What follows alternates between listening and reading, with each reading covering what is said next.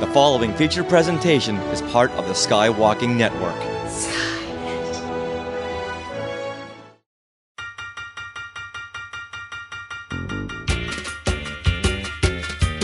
It's a Neverland Clubhouse, yeah. Think of all that we will share. Disney updates and fandom will take you everywhere. It's Courtney and Kelly, two sisters that will be together. Oh, join our Neverland Clubhouse, yeah. Two is twice as nice as one. Memories with friends and family, everybody is welcome. It's Courtney and Kelly, two sisters guiding you through Disney. Together, yeah. Hi, everyone, and welcome to our 12th episode of the Neverland Clubhouse. This is the Disney podcast where we go to different park lands to share Disney stories, news, and what's going on with Disney+. I'm Kelly, and this is my sister, Courtney. Hey, everyone. And we have Sarah from Skywalking Through Neverland joining us today in the clubhouse. Yes, and I am so happy to be here with you two. And we are your tour guides through Disney fandom. Woohoo! Yay! Yeah. So what are we touring today? What are we doing? Well, on today's episode, we will be starting off in an Adventureland. We will be giving you our take on our experience with Genie+, since Kelly and I, have visited the parks twice since its debut in the parks.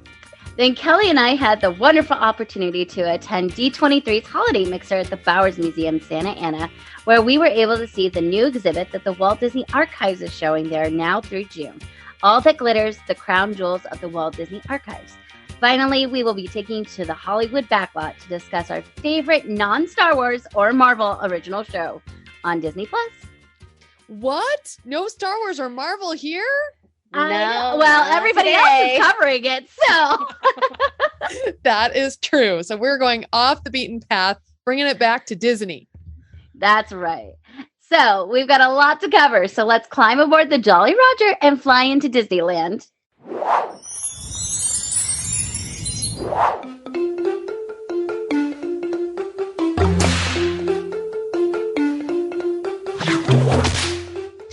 All right. I feel like this is Adventureland. Are you guys going to tell us about an adventure? We had quite the adventure, didn't we, Kelly? We had quite a couple adventures at Disneyland this past couple months. So I heard that you guys got to explore and use Genie+. We did. On December 17th, we went to the parks and we did buy Genie+. It is $20. Per person, right? Per day, yeah. Okay. We bought it because we were short on time. Like, we weren't going to spend like all day in the parks. So we figured might as well use this day to really explore Genie+. Okay. All right. Well, good. So you guys are the guinea pigs because I have not actually used this system. I only used Max Pass maybe twice because I live so close to proximity. I generally go for like a couple hours at a time. An evening, I go to eat dinner. I don't really use those unless I'm like visiting with like someone's visiting and we're going a whole day. So I really want to know like what are the nitty gritty details, like using it in person. Can you tell us what it was like and if you think it's worth it? Yeah, so we live just far enough away to not be able to go for like half days and just close enough to be able to go during the day. So it's about 45 minutes to an hour. We were religious Max Pass users. We had that on our annual passes. We loved that system. We kind of figured out the tricks to that system. This is a little different. So, Courtney, why don't you go into some of those details? So the base info for Genie Plus is, and it's different from what we told you it worked in Walt Disney World too. Okay. It is a little bit different. So for Disneyland, you cannot buy Genie Plus as an annual pass holder or Magic Key holder ahead of time. You have to wait until you are there on the, going on the day that you have a reservation for.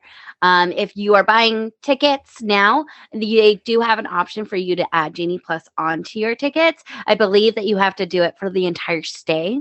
Like, oh, wow. Yeah, every day. Like if you buy it in advance, you have to buy it for every day. Okay.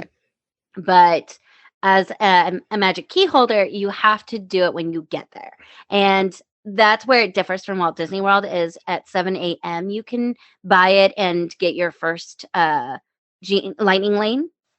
Here, you cannot get it until you pass the turnstile. So you have to be in the park to even buy Genie Plus.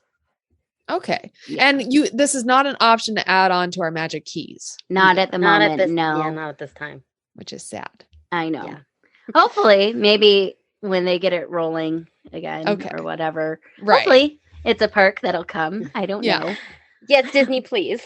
Yeah, no kidding. Yes. No kidding. Yes. Now, MaxPass used, you had PhotoPass also attached to that. Is this the same thing here? Yes. PhotoPass is is included in Disneyland, which means you get all the ride photos as well as any photos that the photographers take. So I like it because of the ride photos.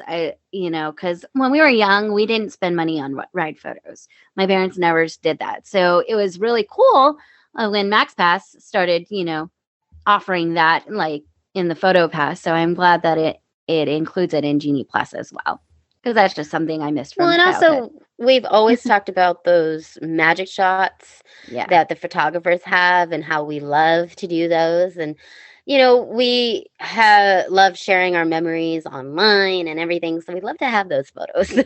Yeah. Plus, you guys tend to dress for the occasion. So that's always fun. Either Disney bounding or like matching or looking cute, We all do it. We do. Yeah, we all do it. And We all do. Yeah. And that's gotten more in recent years. I didn't used to, but more. So I have to like plan my outfit out.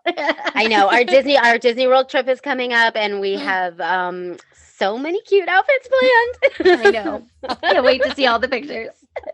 That's awesome. Yeah. So, and then the other thing is, you can only book the next time slot, and it's only if the time is on the tip board. So once that time passes, you can no longer get a time, a lightning lane for that time or a Genie. Wait, so what does that mean? So you want to think of it as like, remember old Fast Pass where you had to walk over to the ride and get that paper Fast Pass, and it was whatever time it said from this time to this time. So it is exactly that. So you don't have an option to choose a time where you want to ride. It's either the next time or you have to wait to get that ride until the time changes. Yeah. Okay, so let's say it's 10 a.m. and you want to choose either Indiana Jones or Space Mountain, and Indiana Jones is like not until 2 p.m. Right. That would be your next ride. But Space Mountain, which gets booked up all the time, is like 6 p.m. already. Yeah. Then you would not be able to get another lightning lane until like 2 hours afterwards. Okay. Or until that time came. You ride the ride, right? Yeah. Okay. So did this come into play when you guys used it? Like, was there ever a ride you wanted to ride? Indiana Jones goes fast. Okay. Indiana Jones goes fast. As well as Space Mountain went quite quickly, but that had transitioned into a lightning lane rather than a paid for attraction during Christmas time. You know what? Space Mountain's only a paid for in Walt Disney World. It's not paid for here. Oh, it's not paid for here. Yeah. Okay. Yeah. The only three that are paid, that's another difference is Walt Disney World has 8 attractions that you have to pay for. There's 2 in each park, or whereas Disneyland, there's 1 in Disneyland, which is Rise of the Resistance, and there's 2 in California Adventure, which is Radiator Springs, Racers, and Web Slingers. Those are the only 3 that are paid. Okay, and those are paid above and beyond the Genie Plus. Exactly. And if you choose, you don't have to get Genie Plus. You can just get those individual lightning lanes for their own a la carte fee. Yes. So confusing. The Rise of the Resistance has not gone underneath $20. Yeah, that makes sense though. Yeah. It's like by far the best ride in the park. Yeah. So it's been at $20 since it debuted, and it hasn't gone down. Okay. What about Radiator Springs Racers? I've seen it fluctuate between for Radiator, yes, $12 all the way up to $18 in the most busy weeks of like Christmas time and New Year's Eve. Yeah. Everybody was like, don't pay $18 for that. I would not pay $18 for it. I would probably maybe pay the 12 to skip it. Like I would pay the 12 at sunset. Yeah. Because I love riding that like at that time of day. Yes. Yeah. I feel like that would work out. So I would pay $12 for it, I think. Just because we did. We paid for web slingers. Okay. So you did well, we didn't for Radiator Springs. We paid for web slingers. We had talked about Radiator Springs Racers, but we ended up doing web slingers. So you basically chose one or the other. You have to. You can't. Okay. No, okay. Well, especially if you pay for Rise of the Resistance, then you can't do all three because it's not per park. It's all together. Oh, yeah, you can only do 2 altogether. So if you do Rise of the Resistance, you can only choose one of Radiator Springs or Web Slingers, or you could do both in California Adventure. But you can't do all 3 of them. Okay. So here's a question then. Do you feel like, so did you pay for Rise of the Resistance as well? We did on our second trip. We did in January. We paid for both of them, and we did stay the whole day. Okay. So then my question for you then for Rise of the Resistance, do you feel like, because sometimes the Fast Pass can be like, it dumps you in and you're still part of the line, a little bit, and you have to wait depending on the ride. So like, did you feel like it was worth it for Rise of the Resistance? Like how much line did you skip? So we saved so much line for Rise of the Resistance. They dumped us right into that initial room where you go into Ray. Oh, wow. Right before you go in and see Ray. They dump you in there. Yeah, they dump us in there. I'm okay with skipping a 65-minute wait. Yeah. Yeah. Saves a lot of time there. Yeah. Time is money. Right? Yeah. Exactly. At Disneyland, time is all money. Yeah. Yes. Yes. Okay. All right. So, I mean, this sounds pretty good. I mean, I'm glad you guys tried it out, but I know you used Max Pass so much. So Max Pass versus Genie Plus. I want to know, what do you guys think? In your expert opinions. So it honestly felt the same to me because Max Pass, we still could only do one Fast Pass at a time, except for that one tiny little rule where you could get a further out Fast Pass and wait the 2 hours. And we were still pretty easily getting times right after each other. Yeah. So once we got in the line for the ride that we were had the lightning lane for, we would start looking for the next one. Mm-hmm. And I think times were pretty good, like between 10 to 20 minutes after each other. Yeah. And with Max Pass, that was kind of the same thing when you were just kind of looking for attractions to go on. Yes, but I know with Max Pass, like Indiana Jones, there would be a certain time in the day where it was like 4 o'clock or 5 o'clock where like Max Pass would just be done. Like there would be a list of like, these are temporarily unavailable because we're just sold out for the day. Max Pass did tend to do that quite often, especially with the October through December dates. So did Genie Plus do that or no? Not that I know of. Like we were able to get stuff. We were able to get stuff, but we also were able to refresh. And if something was unavailable at one time, we were kind of able to get times as people were letting go of their passes or as times were becoming available. I never know if it's exactly people letting go of their times or if it's releasing new ones or they just kind of figure that they have room for the more people or whatever. But if you refresh and keep refreshing, even though it's a lot of time on your phone, like I think you're able to kind of get everything done. The last trip that we made in January, we were able to do all of the lightning lanes. Yes. Oh, okay. And so I know Roger Rabbit put putting a trench coat on Jessica Rabbit does nothing for it. I'm so mad about that. Courtney was like, we have to ride the ride because I have to see that they changed the ride. And then she was mad the entire day because she said it was just bad. It was just bad. That's so funny. And yes, it has a lightning lane, so don't go. Okay, don't do it. Oh my gosh. But Okay, I think that was kind of a waste of a lightning lane because it was only like a 10-minute wait. And I think it's just like walking through the long queue. There was definitely a difference in like how crowded the park was in December from January. Yes. So I will say that too. Yeah, that's the other thing is like, you know, November and December is high peak time for Disneyland. So that Genie Plus is always going to be your best friend at that time. But it also is going to be probably Genie Plus's lightning lanes are going to go faster. There's not going to be as many available. You may have to use that 2-hour rule to wait for like a cooling off period. But, you know, there's always something to do at Disneyland. Yes. Yeah, you can eat while you're waiting for your ride, or you can watch a band. You can watch a band. Go meet characters. Shows come back. Go meet characters. Yeah. So there's always something to do. Okay, so then would you do anything differently now that you've used it a couple times? I would not pay for the extra lightning lanes every time. If they're low amount, like if they're in the $12 or like $7 range or whatever, you know, that I would say $7 to $12 range, I would pay for it. Yeah. I don't know if it would depend on how long Rise of the Resistance is and what my day is looking like and who I'm with. If I would pay that $20 again, you know what I mean? Okay.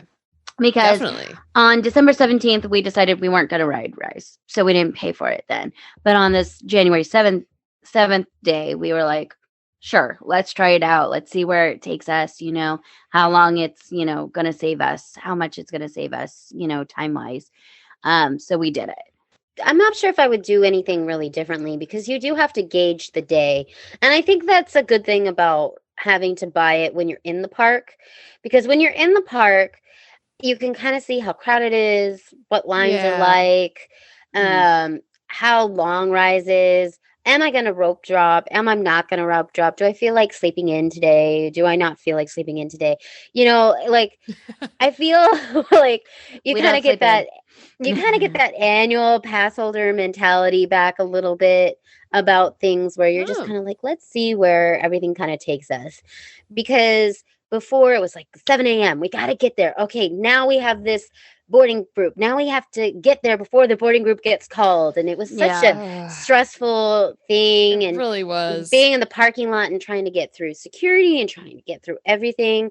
So I really like the fact that you can't really do it until you get into the park, and you can kind of gauge what things are. And you can look at Genie Plus without even purchasing it. You can look at the tip boards and see when things are going on, and how passes are looking before you can even purchase it. So if you look at something and like Indiana Jones is already at a 7:00 nighttime thing, maybe it's going to be a busy day. Maybe you want Genie Plus, maybe you don't want Genie Plus. You kind of get to decide for yourself, and you don't have to decide beforehand, which is a good tip. I would say is like, if you are thinking about adding it to the package, and you have to add it to every single day you're there, I don't think I would do that. I kind of think I would wait until I'm in the park to decide, because they're not going to sell out of Genie Plus. If you end up paying for it every single day, I don't know what to say. But like, I guess that's your decision. Oh yeah, definitely. But you know, like I feel like, you know, Disneyland is such a stress-free, relaxing time for us that like it's kind of like, well, we know we have Genie Plus. If we need it, we can do that. And if it's a really not busy day and things are like 15-20 minutes waits, well, I don't mind waiting that. So yeah. Okay. All right, great. As far as what I would do differently, I really want to use free Genie and just go wherever Genie wants us to go. Oh, right. Yeah. That would be that to me. That's one of our things that we want to do is go and just have Genie tell us what to do. Do an experimental day. Yeah, and then put it in the Instagram stories. Yes. Yeah, that'd be fun. Yeah. That is cool. Okay. Well, like I said, I have not tried Genie Plus myself. However, I have used DAS since Genie Plus debuted, which DAS is the Disability Access Service. And that is because Richard and I have been with Dave Scale, who he has knee issues. And if he actually stands and waits in a line, his back seizes up and it's weird. He can walk just fine, right? But he can't do the waiting and standing thing. So I know you were really excited about this because it was supposed to make everything super easy. So was it? Well, okay. So formerly DAS, basically in each parkland, they would have a little kiosk with plaids who would then make your next reservation. You could just go and make your next reservation and for a ride. And they would basically tell you to come back to the ride after, they'd look at the ride and say, okay, Indiana Jones is a 40-minute wait. So come back in 40 minutes. So you didn't have to wait in the line, but you did have to wait that amount of time to go ride that ride, and then you go through the fast pass or the, whatever it is now, Genie Plus lane, lightning lane, the lightning lane. Right. And so now with Genie Plus, you were supposed to be able to have access to your DOS pass on your app so you could make those reservations for yourself.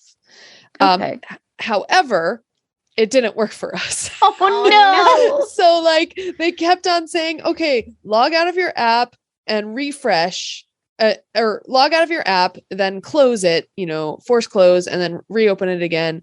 And then there's supposed to be a button that pops up DAS, access, and you're supposed to click it and make your pass. Well, it never worked for us the whole day, both Dave's app and my app. So, and I say the whole day, but we were only there from 5:30 p.m.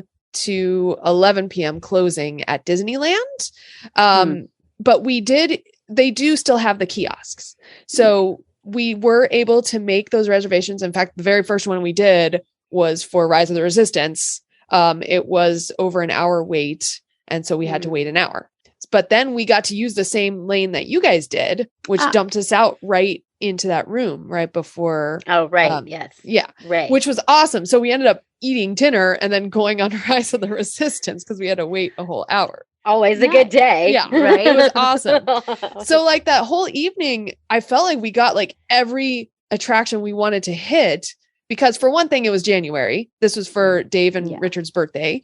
It was January, so less lines. And we basically hit everything until we were hitting to the end of the night. And Small World Holiday is still up because it was closed for 3 weeks when it was supposed to be open.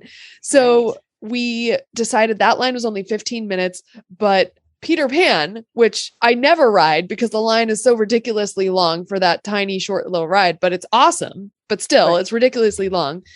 We got a DOS for that. And then we waited in line for Small World and then went on Peter Pan at the very end of the night.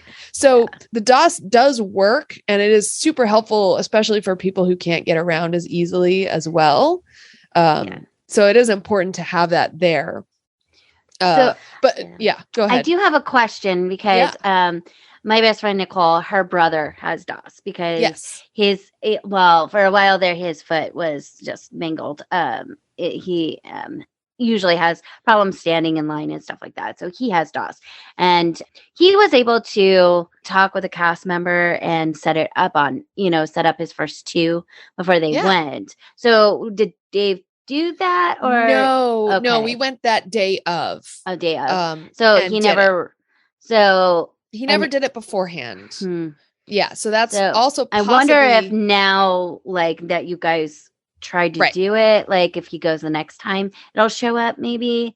Also, I know if the app is fully so updated. I'm looking at my app right now and I have his pass now on my app because I'm the techie of all of us. Of course. You know how that is. Yes. and it's still not there. Still not there. And it's been like a week. So maybe call it one of the cast members or something like that. Just to see and just say, hey, like next time you all three have like reservations, just be like, we want to make our first two. You know, because you're supposed to be able to do that every time that you go. Oh, interesting. Okay. Yeah, you're supposed to be able to make two. So I would try that and see if it like gets on the app that way. That's a good idea. I should try that. Cool. All right. Well, I think everyone is very informed on that. Yeah. That was a good rundown. I'm interested to try it when I have people in town or like when I'm all there all day with you guys or something. Yeah. That would be fun. Yeah. We did have a funny story about Big Thunder Mountain though. When we were there. This is a story about what happens when a ride breaks down and you have Genie Plus. Oh no. And not only did it break down, but we had to walk off of Big Thunder Mountain. Where from? From the dynamite explosion room. Oh my gosh. So did you go down like stairs and stuff? Oh yeah. Yeah. Oh yeah. Okay, so what happened? So you guys, this is a fast, well, go ahead. So we had gotten a fast lane, a lightning lane for like 6:05 at night. Okay. And we were, because we wanted something before we were going to ride the Matterhorn. And we were just coming from Rise of the Resistance. And so we got in the lightning lane and we got on Big Thunder Mountain and everything was good. And we went on our merry way through the Batcave, up the Rainbow River caverns. And then all of a sudden when we were going up the dynamite, like we literally were almost off the ride. Yeah. Almost off the ride. And we were going off the dynamite and then it like sat back and clicked. Like it did this to us on the 17th as well, because this was when we went in January. It did it on the 17th, but like they were able to get it going again. We weren't evacuated. Oh my god! So we were going up the hill, and it sat back into the track and like clicked or something like that, and then all of a sudden it stopped, and we were just sitting there, and then the voice came on and they turned the lights on. And, oh my god. Yeah. And the dynamite was still kind of going off, even though we were just sitting there. Yeah, the sounds were kind of like rumbling. And then they said that we were going to be evacuated. And so what happens when we get evacuated is, and I think there's only 2 trains on the track, right? That they have to evacuate. Yeah. I think we were in row 3. So we were like right in front of the car. So we were right on top of the hill. A very awkward step down to the track. Because it was like as you were like tipping over the track ready to go down. Wow. So it was just kind of that awkward step down. So we had a big step down from the car to the track. Okay. And so then we were right there by the door. Yeah, there was actually a door like right there. And they were like, yeah, we're going to go through that door. And they backed us all up. They weren't going to allow us to like just crowd and go because it's a track and anything can happen. And we went through the door, and guess what's on the other side of the door of the dynamite? The Batcave. The Batcave and the Rainbow Caverns. And the Rainbow Caverns. And they had turned the water off, and it's very slippery and wet there. Yeah. Oh, wow. Yeah. And we literally walked our way backwards through the Batcave where the bats are. Yeah, the Batcave and back to the because the Batcave and stuff is what you go at the beginning. At the very beginning, yeah. And we had to literally cross over the track. We had to cross over the track to go out, and then they give you a lightning lane pass for your travel. Basically, a multiple experience ride. You can't use it on Rise of Resistance. You can't use it on Space Mountain, but you could use it for like Gadget's Go Coaster, Alice in Wonderland, Peter Pan, like stuff that doesn't have a lightning lane. You could use this lightning lane for. Oh, okay. We ended up doing Haunted Mansion Holiday again. Oh. Because it was closing and we just wanted to do that one again. But you could have used it on Pirates of the Caribbean. They may tell you that you can't. They may tell you that you shouldn't, but you can. At least that casting. Okay.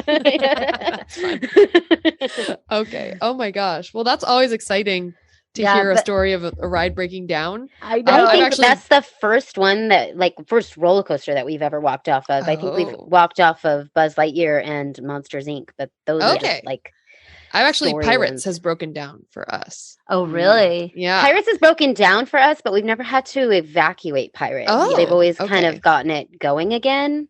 But we've been in there for a good 20 minutes. Okay.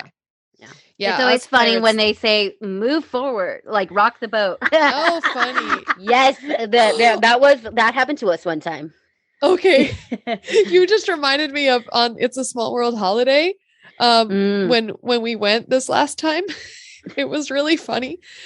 All the little kids and me and smaller people got in first on the right side, and there was several big people on the left. And when the boat went away from the dock, the boat went and tilted so much, and we were all like, "Whoa!" We didn't disperse that weight very well.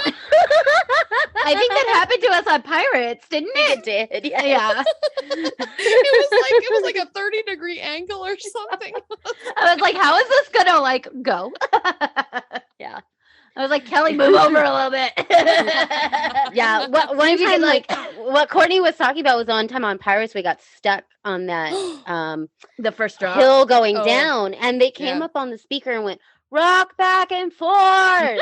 So we were rocking back and forth, and then it went down, and then it was fine. Yeah. And we were like, well, that's a bottomed out. Yeah. Oh my gosh. People eating too many Matterhorn macaroons. That's right. Yes. Oh my gosh. That was a fun experience. Yeah. All right. So you guys mentioned that on December 17th, you had to leave Disneyland a little early. So you were obviously going somewhere in that area. Where were you heading? Well, we were actually headed to the Bowers Museum for a D23 event. It was D23's Holiday Mixer at the Bowers Museum. And we actually had these tickets well in advance, and we were so excited to go. And we were like, well, we should go to Disneyland beforehand. And it took us a while to get the reservations for Disneyland. Because there was none. Yes. So that was really good, and we got our Disneyland reservations, and we had a great half day. But this D23 event was so cute. It was a little Christmas holiday mixer, and tickets were $44. Was it the only one? I'm sorry, was it the only? Oh, well, no, there was two. There was two others on the Saturday. So there was one on the Friday night and two on Saturday. Okay. Yes. Got it. So this mixer was $44 a person and included admission to the new exhibit, All That Glitters, the Crown Jewels of the Walt Disney Archives. And this was in place of their annual Light Up the Season Christmas party that me and Courtney love so much. Oh, and that's at the Walt Disney Studios lot, right? Yes. Yeah, because they're still not letting people on the lot. Yeah, we've gone to it at least 3 or 4 years in a row, and oh, how I miss it. And this was just a tiny little taste of their Light Up the Season, because they did have the little characters. They had Santa Goofy and Minnie and Mickey to take pictures with. And from a distance. Yeah, from a distance. They were up on a balcony in the museum. It was beautiful. It was gorgeous little courtyard that we were in. And they had hot chocolate stand where you can make your own hot chocolate with marshmallows and peppermint. And this was all free. This was part of the event. Oh, this was all included in the event. And $44. Yeah, of course, their famous cookies that they always have at Light Up the Season. They always have their cookies and cocoa. Oh, yeah, and that was y'all are making me hungry. I know. I really want. I'm really into hot cocoa right now because it's cold. It's been kind of cold here in LA. Yes, yes, it has. Rich has got a fire going right now. I'm like, oh, nice. So it was such a cute little thing, and of course, we got to go into the museum and explore the exhibit, and it's so awesome. The exhibit was so cool. So there was like holiday decor, you had the characters, and you had like the cookies and the cocoa. Was there any other things that were part of the party? Or was there music? Yes, There was was. a handbell choir. Oh, Yeah. oh, fun. They were ringing the bells, and like they were so good at it. I tell you, like their hands and wrists were quick. They were like ringing the Yeah. bells. Were they singing too? They were like singing. No, just the handbells. Oh, just the handbells. Wow, fancy.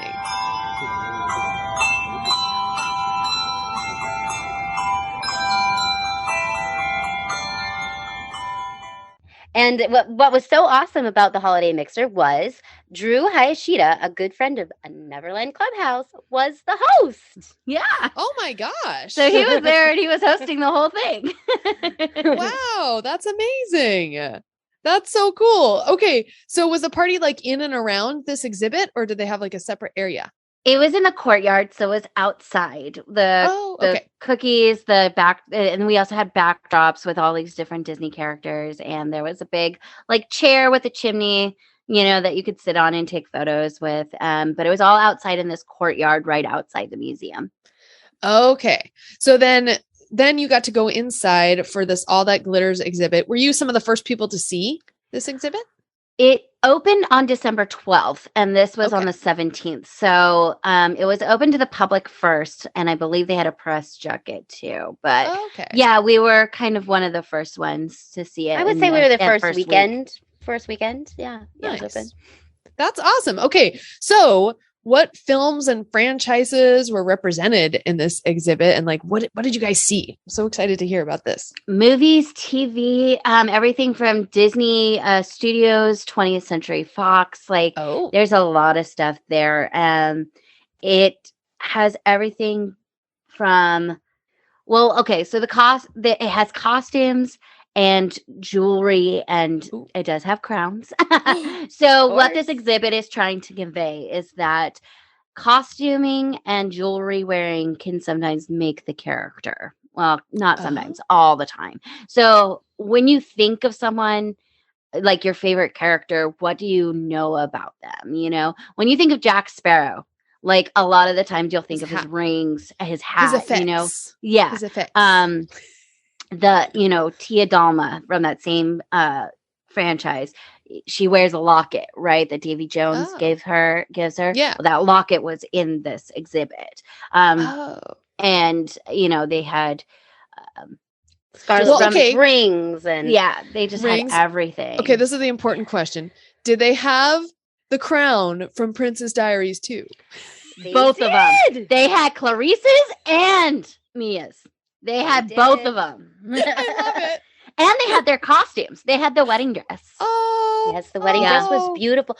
You could see so much detail in her little capelet and her dress, and just the amount of glitz and glitter and glam on that. Oh my gosh, it was so amazing to see. Actually, one of the first costumes that you will see when you come around the corner is the dress that Michelle Pfeiffer wore from Maleficent 2, Mistress of Evil.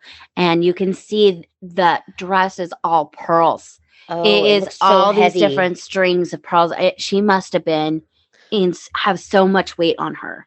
It was ridiculous how much this is. I have pictures of it all. That'll be in the show notes. Yes, definitely. And they have Will Smith's Genie costume, from shoes to turban. With the but do they lamp have right next to it. Her outfit? No, only Genie. No, not Jasmine's. No, I've watched that. That's like my favorite of the live action ones. I know, me too. I love her outfits. All right, so what 20th Century Fox stuff did they have? They had a costume from The Greatest Showman. It wasn't one of the main ones though, but there was a costume there. They had rings from X-Men. They had Professor Xavier's ring that had an X on it. Cool. Yeah. They had Freddie Mercury's costume from Bohemian Rhapsody. Rami Malek's costume. They had Buffy Summers' cross. Oh, yes. Okay. Yeah. Nice. And one of my favorite pieces was the Titanic necklace that they had. The Heart of the Ocean? Heart of the Ocean. Yes. Wow. Totally would steal that. Yeah. Oh Yeah. my gosh. But they All right. also had stuff from like Disneyland. Like they had the 50th pins Oh yeah. that the VIP like guest service would wear. Like Okay. you know, Oh, the fun. plaids. The plaids would wear. Yeah. Mm. From like All the right. 50th. They had stuff that was like given to the park, you know. Okay. And then they had Dick Tracy's watches, and they had like three of them. And They it had was one like prototype, one like practical one, and one like stunt. Yeah. Okay. Now I see a note here about a Medal of Yavin. yes, they had stuff from Star Wars. What? They had Chewie's Medal of Yavin. Oh, well, that's where it went. Yes, that's where it went. That's where it is. Chewie doesn't have it. But they also had Loki's horns, like his Yeah. gold Ooh. horns. They had so much stuff, and it was all crazy beautiful and just so intricate. And like I said, Wow. it was the Princess Diaries 2 wedding gown was just so elegant to see. It was amazing. And Okay. just to put in the time and the work and the effort that goes into that, I'm glad that they're putting it on display for appreciation. Yeah. They also had the Oh. Shang-Chi Oh. Yeah. necklaces. Oh, so some of the newer stuff too. Yeah. The rings. The rings? No, these were the necklaces. The Oh, the green jade pendant necklace. The necklace. The jade. jade pendants. Okay. And Very the nice. Black Panther Oh. chest plate, I would say. The one with all the teeth Yeah. around his chest. Okay. Wow. Wow, that would be awesome to see. Now, if you had to pick like one thing that you could, steal for yourself, Ocean's 11 style or something, what would it be? I think I would have to steal Scarlet Witch's rings. Oh man. Yeah, she had a lot of rings too. Wow. I think she had like 3 or 4, one for each finger. But those Okay. were cool. I didn't recognize like all the detail that are on them when you watch the show, but like her rings are really cool. So I think like no one would miss them. Like, just Yeah. still a little ring. Oh yeah. They Wear it for know if the yourself. Titanic ocean heart of the The ocean heart was of the missing. ocean. Yeah. But I don't know if they'd know if the Scarlet Witch's rings wouldn't be missing. Yeah. Then you can do a little chaos magic and it'll all be Yes. good. There you go. I All think right. I would have to steal. Actually, I probably would steal the Buffy cross. I'm not really into like religion, but like I love Buffy the Vampire Slayer. Like that we show. really did watch that show. I would steal her cross necklace. Awesome. Oh my gosh. Okay. So if anyone wants to see all this in person, how long will all that glitters be around? So it runs through June of this year. You can go to the Bowers. It's like 10 minutes from Disneyland. Just Google Bowers Museum. It's like right off the freeway. Yeah, it's there at the museum until June. That's awesome. And I would just encourage people to just look at their website first, make sure they're open. Like I've heard that the Skirball Center has this awesome Star Trek exhibit, which my parents are going to be in town next week. And I was like, oh, let's go. And I went to their website and they're closed through January because of like COVID stuff. I was like, I did see that they have changed their policy. Like you do have to wear a mask inside and outside all the time there. okay. And be fully vaccinated to go in. But I do highly recommend this exhibit. It is so beautiful. Like the pieces are just breathtaking, and the work and craftsmanship that have gone into these pieces are just amazing. So please go check it out. It's a full museum, so there's more than just Disney, even though the Disney is all that matters. But Yeah, they have some really neat history of California exhibits. One of the times we were there, they had a Chinese exhibit, a headhunter exhibit. The last time, I think in our first episode, you could hear us go in and experience all of that. But yeah, I'm not sure if those exhibits are still there, but I know that they have rotating exhibits every month. So. and their gift shop is just amazing. It is. Ooh. We got shirts and Books. 2 Disney books. They have a collection of Disney books there. I got the holidays big coffee table book, and it was Ooh. signed by the authors because they were there the week before. So I got a Oh. signed copy of the Holidays book. So That's Becky Klein, right? Yeah. Oh. of the nice. archives. She's the head of the archives. So. Yeah. Yeah. Awesome. Oh my gosh. Well, we need to take a trip down there too. You guys have convinced me. All right, perfect. But we aren't done with our Disney day now on this podcast episode until we visit the Hollywood backlot. So let's all head there for one more burning question.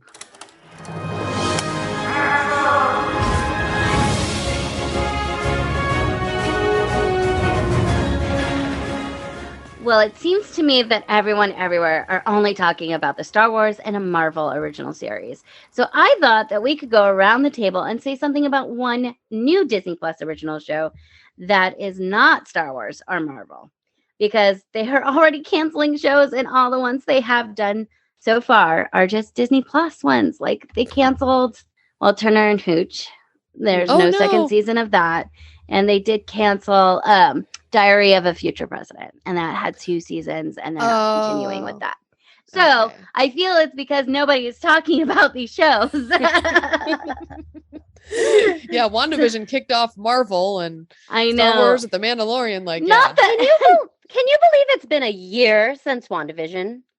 No, Yeah. Oh my gosh. You're so right. Oh my gosh. It's been That a one year is- since WandaVision, and I'm just like beside myself thinking that like that had to be like 4 weeks ago. Like I Right? I I know. It just lives so fondly in our heads, I think. You know, yeah. I'm like I Not to remember say like that it was these yesterday. shows are not great. Like Marvel, yeah. amazing. And Star Wars, their content is great. But like Disney did have some good things going. And I hate to see all of those get canceled. Right. So that's why Yes. we're bringing them up. Right. Yeah. Yes. So Sarah, let's start with you. What Disney Plus original show did you like the most and why? Okay. So I've watched several of these, although not all of them. But I have to say that the Mighty Ducks Game Changers is like my jam. Yeah. It gives I me was- all warm feelies. I love this show. I did really like this one. Yeah, it was so much fun to watch. Like what was it? Came out on Fridays at that point, I think. Yes. And so It was every before Friday they moved I'd to Wednesday, yeah. Right. I'd be like, oh my gosh, we have to watch. And every time you're right. The warm fuzzies, like that's exactly what I felt like throughout watching the whole like show. It was awesome. Mhm. And I mean, I have 3 reasons why. So let me get into it here. You got it. So first of all, when the original film came out, The Mighty Ducks, the original one, it came out in 92. I was like the perfect age. I was 11. So I was like into sports already. I was playing soccer for several years at that point. And the movie just hit me on all those levels. I mean, it's such a good film. It really is. You know, it's the Cinderella story, right? You've got the not so Underdogs. good team, and exactly the underdogs overcoming like a big team. The Hawks. Oh, that's right. It was the Hawks. And then Emilio Estevez, so cute. Oh, of course. I Yeah. totally had an 11-year-old crush on Emilio Estevez. I think we all did. Yes. So then cut to the Mighty Ducks Game Changers, which is, you know, the Disney Plus original series, which features Emilio Estevez now as kind of this stodgy older guy who's kind of given up on hockey and owns an ice rink, basically. But then you have the new kids, right? And you have Lauren Graham, who's the mom of Evan, Love one her. of the new kids. Love her so much. She's amazing. Mhm. And so basically, so my first reason why would be the nostalgia, Yes. because you know, as I said, the Mighty Ducks hit me at that perfect time. It's very nostalgic for me. So like you had Emilio Estevez, you have the Duckworth law firm, which plays a big part in the original movie. And then you have cameos of the original kids in one specific episode at like a pizza party. Like Mhm. when you play sports, you go to have pizza parties at, you know, the pizza places, right? It's awesome. Absolutely. Numero uno was our place. Yes. And then I think my favorite line was in the first episode where Emilio, well, I don't know if it was a line, but he was eating leftover cake. So he Oh. truly was a cake eater.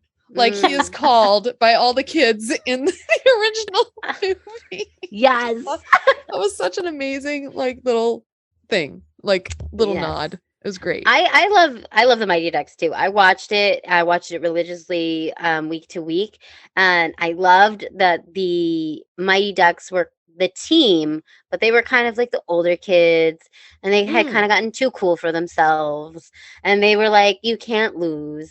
And like they, Yes. you know, and then they created the Don't Bothers. Yes. Oh, this is in the don't Yes, bother. This is yeah, in the series. game changers. Then the game changers. So like I was like, that is like want like Eeyore, like, thanks for noticing me. Yeah. And then Lauren Graham, she's like the new coach, right? And Right. so Yes. before their first game, she gives everyone trophies. She's like, this is just for participating. You did good. Which is kind of telltales of the times, you know, everybody Yes. gets a participation trophy. Whereas when back then in the 80s, like if you competed and got the trophy, or you lost and you just lost. You know, and you went home crying. Mhm. But you know, I loved this show. It was so heartwarming. Lauren Graham, one of my favorites. I watched Gilmore Girls and Parenthood. Yes. And anything else Lauren Graham has done, basically. And I love that they're getting a second season. Yes. We don't know when.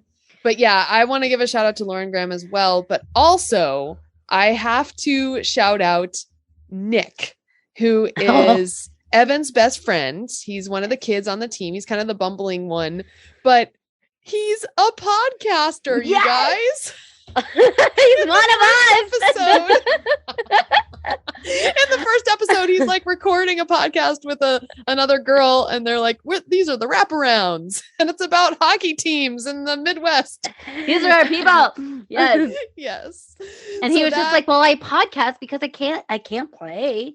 Yeah, I know. I don't know. He's like, I can't play. I'm not in the shape for the ducks. Yes, So yes. I have to podcast about it. Yeah. I think they casted the kids perfectly. The Evan, Lauren Graham's son, is just so a perfect like main character kid. Right. Flawed, He definitely not- mirrors Charlie. He definitely mirrors Charlie from the first one. Yeah, so he to me is perfect. Like you said, the podcasting kid is perfect. He is just on the slight bit of annoying, but still in the friend group. He's annoying, endearing. Yes. He's endearingly annoying. Endearingly annoying. And you know, he finds his footing too, so that's good. Yeah, definitely. And then I have to mention my third reason why I love it is the music. Because that was a big part of why I loved the original film. A lot of those movies that came out then, like Hook and Mighty Ducks, like they just had incredible scores, Jurassic Park. And that's, you know, like 50% of why I loved that movie. So like John Debney, who did the music for this series, Game Changers, used so much of the original soundtrack themes by David Newman. So I was like, every time that theme would come on with the horn, I'd be like getting chills.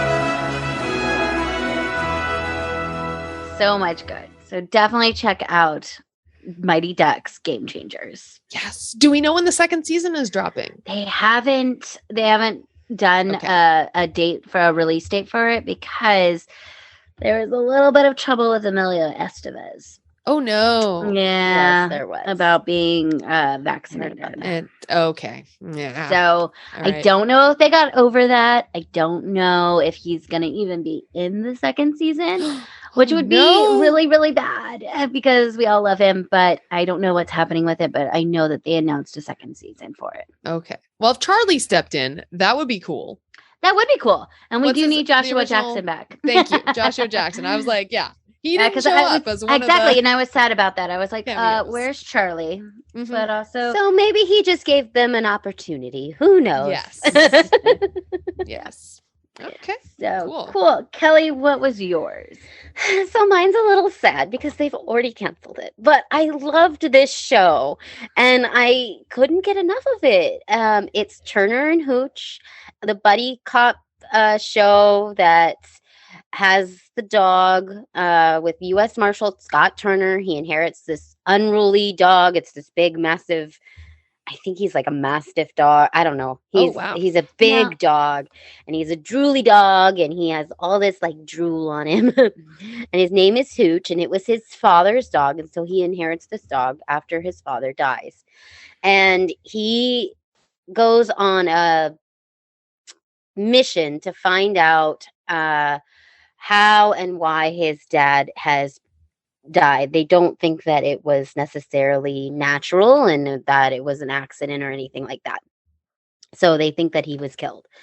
So all of this just ensues in funny hijinks, and the big dog slobbers over everything, and he's not really a dog person in the beginning, but then he loves him at the end. And like Josh Peck was Scott Turner, and I love Josh Peck. I grew up on Drake and Josh, so he was on Nickelodeon when I was a kid. So that's my the nostalgia factor there. Nice. And I just thought it was a super funny, cute show, and it was crime.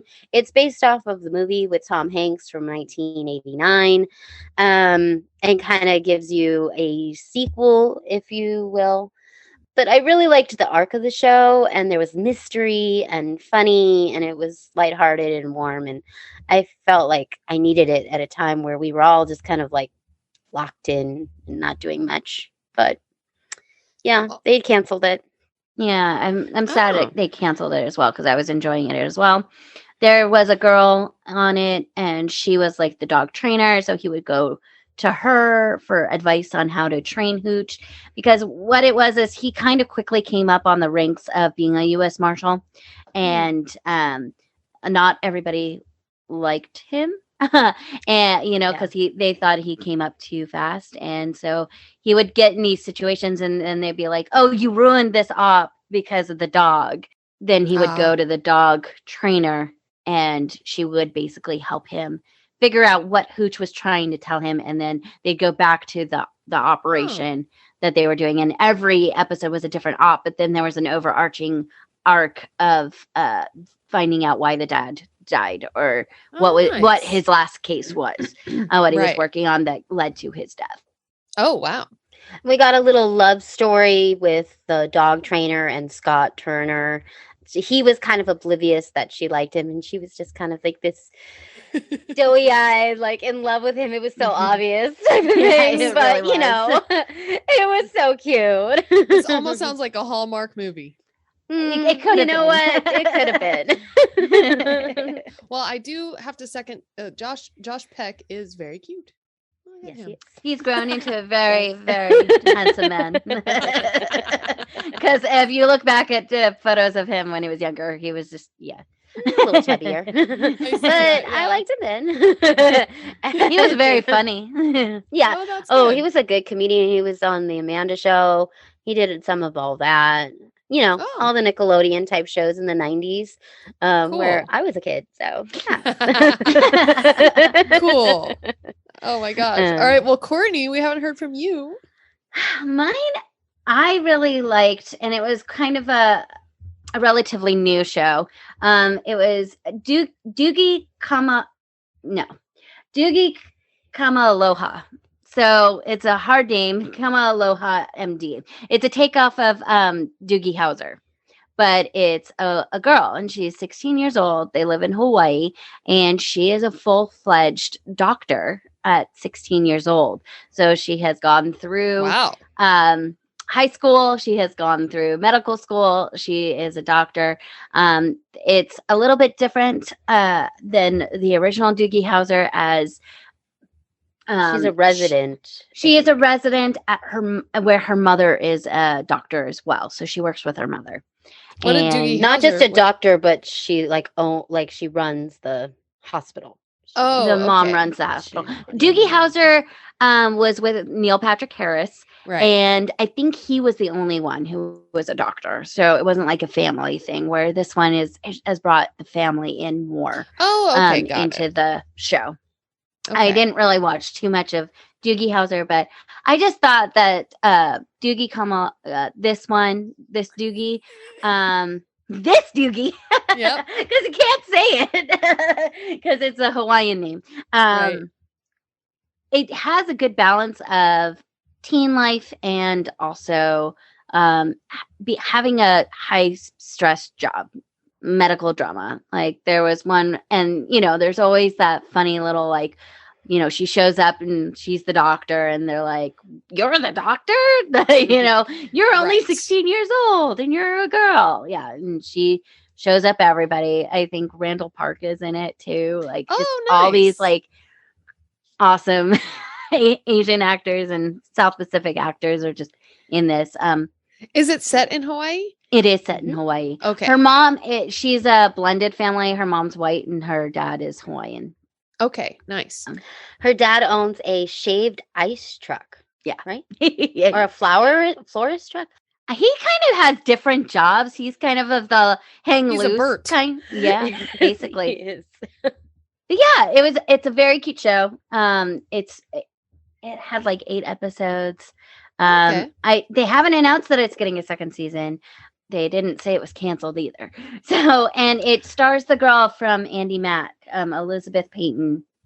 Lee. Yeah.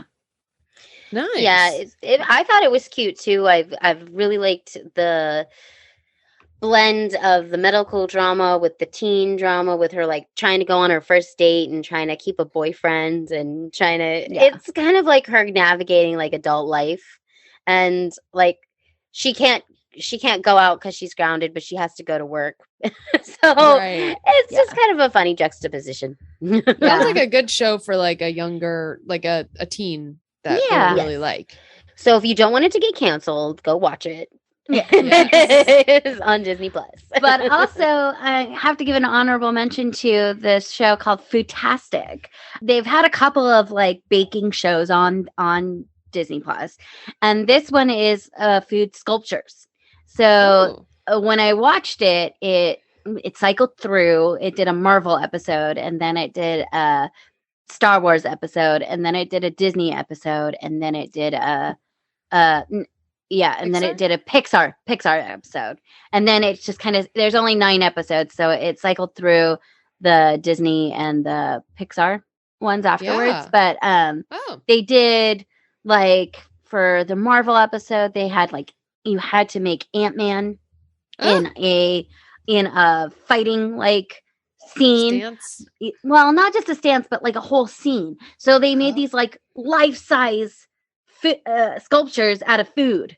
So they made Ant-Man like life-size. So one of them, they had like a big donut out of cake, and then they had Ant-Man on top, and then they had these like little twists where they had to like put the wasp in there. And so it was like 3 teams of 3 different like food person, challenge, like a baker and or a sculptor, and isn't there usually like a, what is it, candy making person or something like that? Yeah. And one of them even had people who worked for Disney. And so, they did a Cars one. And one that was a group of like Disney bakers where they work with the gingerbread houses. Oh, wow. Yeah, they make the gingerbread houses. And they had to come and make the Cars themed one. That was one of the Pixar themed I'm writing episodes. All these on my list. Yeah, definitely check out Foodtastic, because like they make these life-size sculptures. Like they did a Toy Story one, and their challenge was make a scene where that would distract Andy from, because what they do is the top of the episode, Kiki Palmer is the host, and she would do a little skit. And so she was playing this like doctor doll, and she had to fix the robot. And she needed somebody to distract Andy so she could fix the robot, because she's a doll. And so she was a toy. And so then that's what they would do is they had to make a scene that Andy would want to play with and would distract Andy so the doctor could fix the robot.